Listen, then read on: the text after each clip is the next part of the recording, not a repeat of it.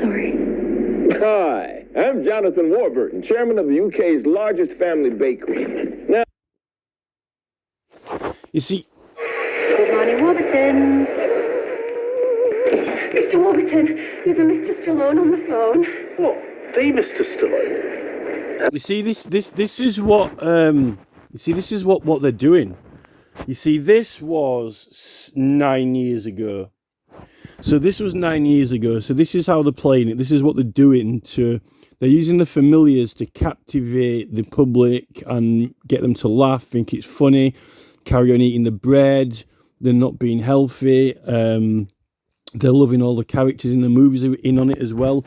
And I've just noticed they've got a new one here now, which is only 11 months old. So this is, they're still hitting hard. So this is what they're doing. This is their tactic. So this is what you got to beat. This is what you got. This is what you're up against. This is the opposition right here. Okay. This is definitely the opposition. No matter what they're trying to make out in it, this is the opposition for sure. So what I would suggest, I mean, the thing is though, what's going to happen if you did? I don't know whose side Arnie's on anyway, but let's pretend Arnie was on Robert F. Kennedy Jr.'s side. So if Arnold was on Robert F. Kennedy Jr.'s side, and if he did do like Robert F. Kennedy Jr. advert, if he did do a comedy sketch where, Mr. Warburton. if they did do a comedy sketch where Arnold Schwarzenegger went to vote, and then as the Terminator, and then he goes, "I love the Robert F. Kennedy ticket, please," and then the old woman goes, "Have you got your ID?" And then he opens his wallet, flicks it open, and he goes, "No," and she goes, "Well, I can't let you vote and give you a ticket unless you got your ID," and he goes, "I'll be back."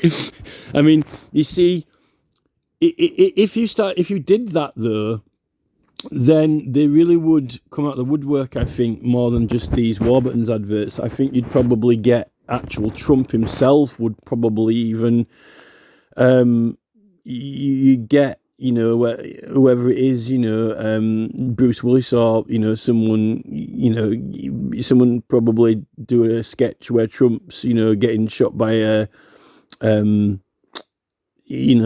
sniper or something, and then Arnold comes up and picks him up or something and puts him on the back of his motorbike with Donald on the back, and then he goes off, saves Donald or something. Although, but they're doing it actually real life now. So these stunts, however they're doing them, and then that yacht's just gone missing with that tech. This is the thing, you see, it really is the Truman Show. All these incidents that are happening, they're produced, they're set up because it's so simple for these direct, Steven Spielberg is small time, these elite have studied pipsqueak movie sets like, Steven Spielberg or George Lucas, Universal Studios, these people, the planet is their movie set, and because they own every company and business, Steven Spielberg's just like an ant or something. These people, they've got, people don't even know that they're being the cast. They're just mobile phone goes, can you go to the shop and get me some bread? Whatever, and then we need a car to be good on this road. We'll get someone to drive to the shop now, or they've got extremely intelligent military grade planning and strategies. I think, I don't think it's just coincidence. I think that they've taken the movie outside of the movie set now.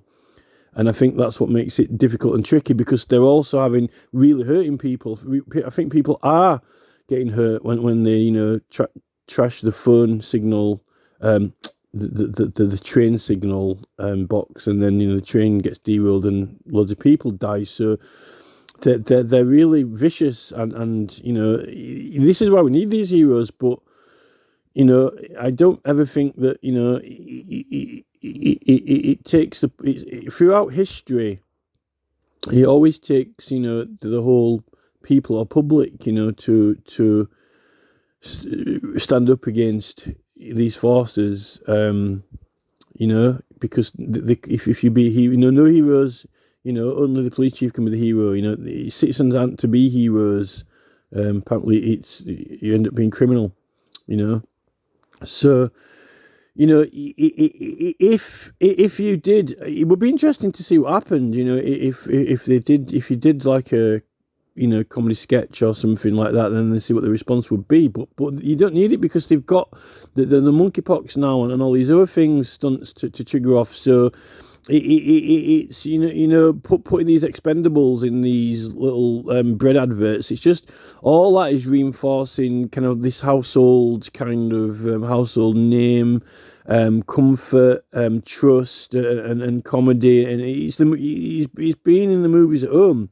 You know, and that's what you kind of up against. But knowing that these are not even, you know, that these aren't even their puppets anymore. You know, they've got, you know, they can just hero in on anyone, and if they want, if they want 100 people to turn up in a town centre, then you just get a load of youths. So when the message is going off, like looks like it's come from their friends, and you know, there's something going off wherever, and no one asks things to question. You know, has it just been hacked or whatever? They just go. You know, and this is the thing.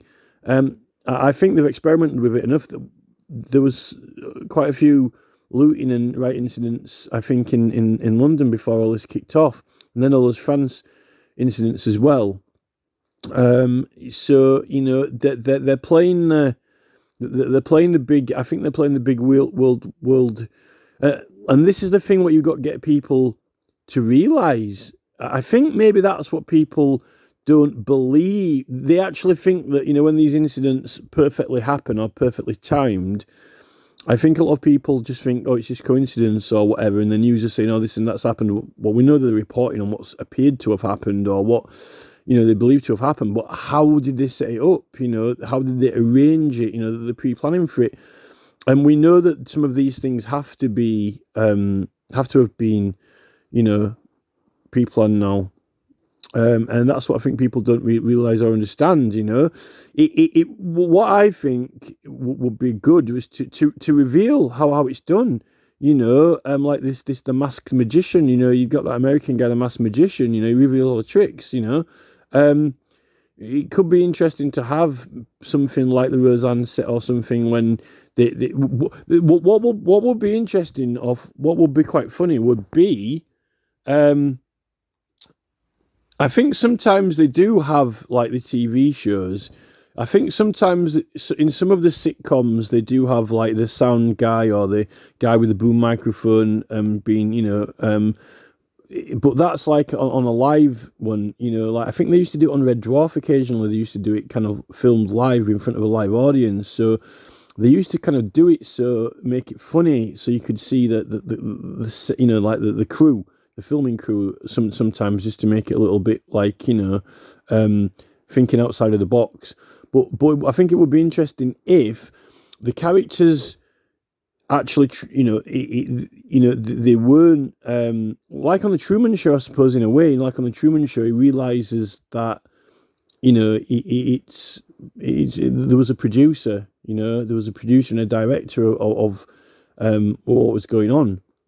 But notice that in the Truman Show, he realizes that people have been lying to him and not telling him the truth that is in this movie, and they've got all these sets and things like that going around, but everyone's kind of in on it. But the thing is that the difference between that and the truth, I think, in the real world, is that I think that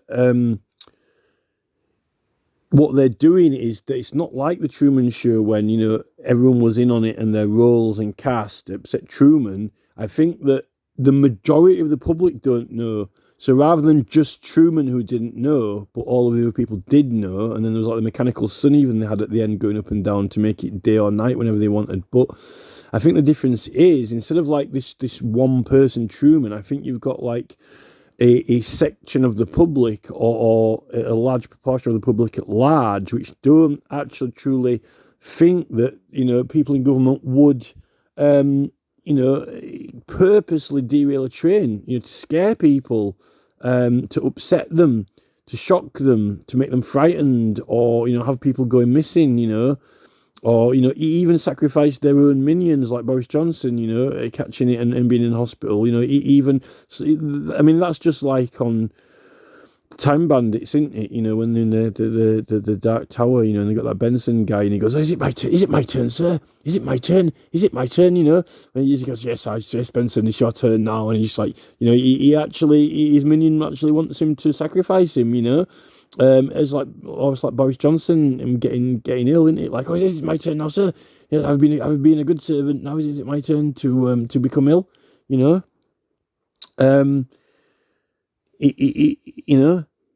You could have a Roseanne Arnold sketch, where they, it's filmed, but it's meant to be actually in the house. There's not meant to be like hidden boom microphone guy, just popping around the corner or whatever. But something happens, and then they kind of some event or incident happens, and they then actually start thinking kind of like along the lines of Alex Jones and what Jimmy Dore has been saying, this can't be coincidence, someone's planned it, and some kind of like reveal how they do it, like even that guy who has confessed to doing the 9/11 plane. I mean, he well might have flown it and believed that he was doing it for his, Far East cause, his Far East campaign or whatever. But that doesn't mean to say that the phone conversations, meetings, and text messages weren't covertly implanted or inserted and protocoled by the British military or even American intelligence services. Kind of like a managed terrorist group, you know what I mean? That's the thing, was it purely on by themselves, And then there was that fire at Chatham House the other day. I don't think that all these incidents are pure coincidence and chance. There's definitely some kind of game playing going on. I think that it's terrorism. It's terrorism. The problem with these type of terrorists is that they don't actually admit they exist, and that's the difference between something like ISIS or the IRA or whatever. Whatever terrorists that we're dealing with are brilliant. They're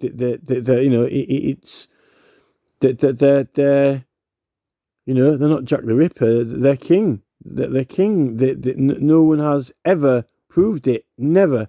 No one has ever caught them, and no one has ever proved it, and they've never admitted it. But they do like leave a calling card, and they do.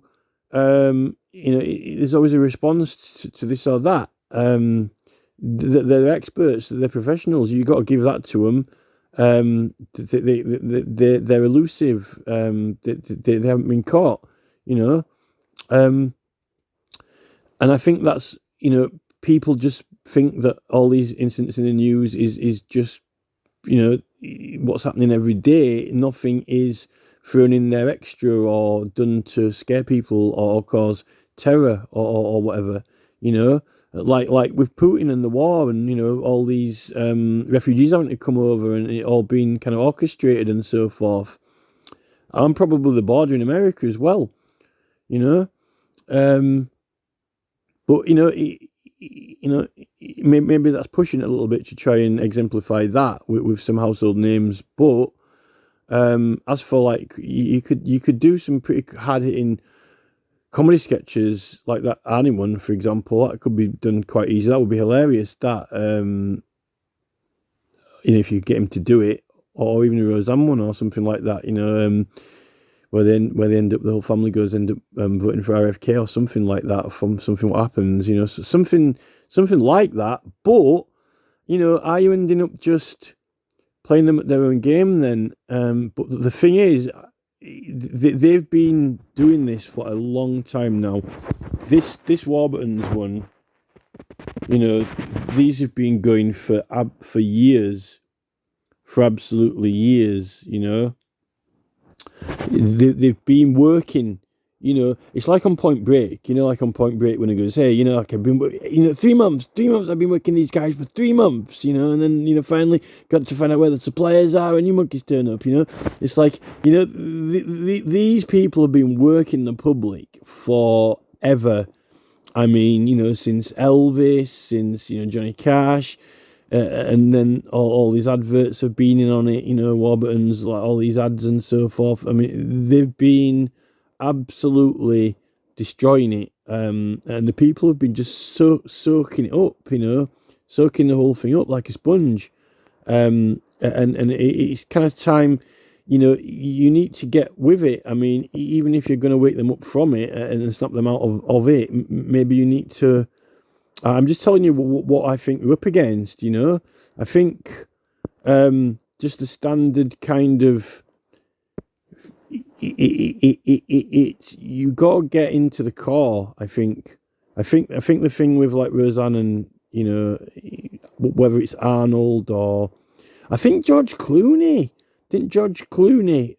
George Clooney's like divorced from Biden, hasn't he? I think because he's realised that maybe even actors won't have a future once they've CGI'd everyone, and they can just program the AI to do it all, so it looks real.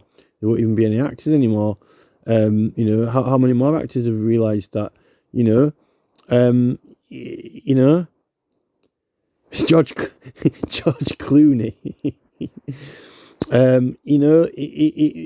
Maybe you could get a few of them in. All the ones at least who have. I mean, they've been doing shows, aren't they? They've been doing music gigs. They've been helping out a little bit here and there. But do you know what it needs to be like on the scale of, like when you get Bono or someone like that and they do some kind of like Africa song, or Dire Straits or something, and they get all the different artists singing a little bit. Like when they get all the artists singing a little bit, like they pick a song and then, whether it's Feed the World, like Christmas time, feed the world, let them know it's Christmas time, like that, they had like different celebrities singing it. And I think that Johnny Cash songs got something a little bit like that, haven't they, when they do different celebrities. The election's near Christmas, maybe you could tie it in with Christmas as well, maybe. I think you see you got Roger Waters and people like that also as well, and stuff. Maybe you could do like the Who join together with the band or something like that. I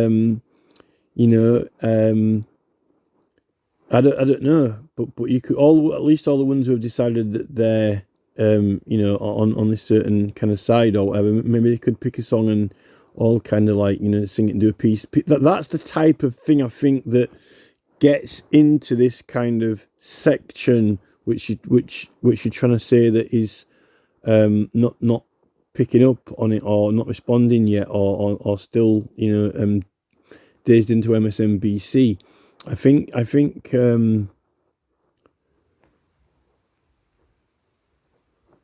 that kind of area.